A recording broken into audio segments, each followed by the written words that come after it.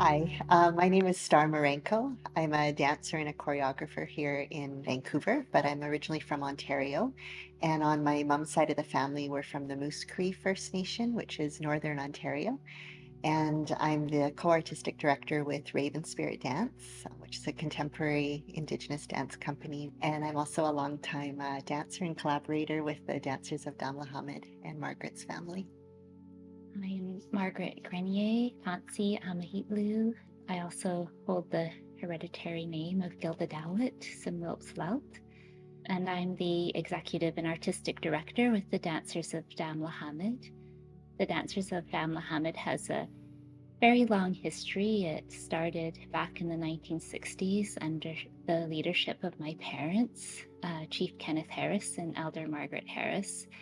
The work that we do as a company is intergenerational. It's something that follows not just the revitalization of our dance form, but also working and creating within the form to produce new works. We also produce the Coastal Dance Festival, which is a festival that celebrates Indigenous dance from throughout the Northwest Coast, also throughout Turtle Island, and internationally celebrating both contemporary and traditional Indigenous dance. So the work is very much creating new dance productions, but also working with youth and a lot of outreach work as well. Yeah, I was a student at SFU in the dance program, and I met Grandma Harris there, and we started having tea together most weeks. And then she invited me to come and be a part of a dance practice with her family group, and that's where I met Margaret. Since then, we've traveled really all over the world together with different dance projects, and we've also been to our home communities together and shared that time, which has been really special. And definitely, I feel that Margaret's family is my family as well. And so it's been a long relationship that I see going on for many, many years. My first experience with dance that I can remember, I was about 3 years old, and my mom took me to the local community center and she asked if I'd like to take ballet dance or Hawaiian dance. And I chose ballet. I remember that very distinctly. As I got older in my teenage years, I started with my grandmother going to different powwows as well and started falling in love with different styles of dance in that way. I did my degree in contemporary dance, but at the same time, I feel like I was doing this parallel degree in dance when I met Margaret's mom and started dancing with the Dancers of Dam Muhammad. And then in turn, after I graduated, met Michelle Olson with Raven Spirit Dance. So kind of two parallels. I definitely studied more Western forms of dance growing up. And then I think I found my home and my place in an Indigenous dance practice. My generation was the first generation to grow up with dance, going back to our earliest memories. And it's something that I was immersed in. I remember being very young and just amongst the family when sharing our songs and dances, because I grew up in an ancestral dance form that goes back thousands of years through my Giksan family lineage on my father's side.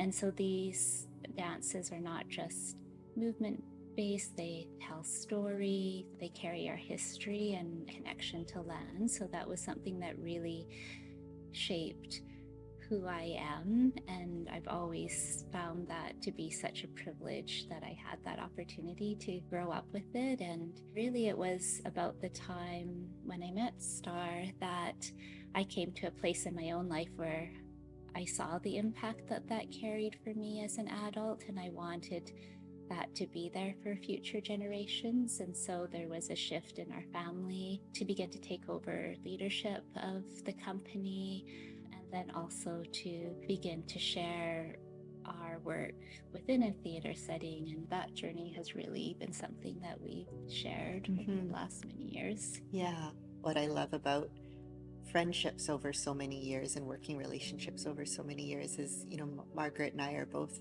mothers and your grandmother as well. And, my little guy, Sammy, is 6 now. He has grown up with these songs and dances and traditions in a way that I didn't grow up with. And, I remember being pregnant and being at dance practice with Margaret and the family. And Sammy, before he could even walk, I was holding him at the festival, and he would hear the drum and know the songs. And so he's growing up with that now. And that's something I really don't take lightly, and as Margaret has said, it's such a privilege to be able to grow up with dance and song, so much a part of your life. And he's really fell in love with the powwow drum this summer.